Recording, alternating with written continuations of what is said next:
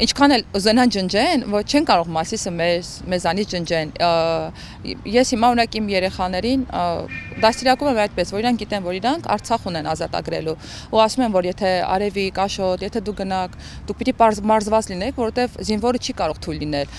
Իրանք նայում են Թելերյանի ֆիլմը այս տարիքում, չգիտեմ, ծնողներ կան, որ իրանք խուսափում են, այսպես ասած, իրանք երեխաներին ասել, որ ով այր թշնամին, ով այր բարեկամը, ինչ ունեն հայրենիք կորցված, բայց չէ,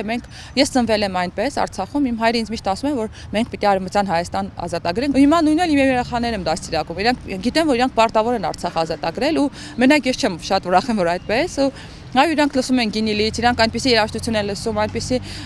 փոքրուց 2 տարեկան է տղաս, բայց ինքը գիտի, որ ինքը պիտի զենքին լավ թերապետ։ Այսօր առավոտ ինչ որ պորոխով պիստոլետ էր խփում, ասում մամա, ի՞նչ լավ հոտ է գալիս։ Ասում Աշոտի գիտ պորոխի հոտը դուրս գալիս, ասում հա, ու ինձ դա ուրախացնում է, թող չգիտեմ, ես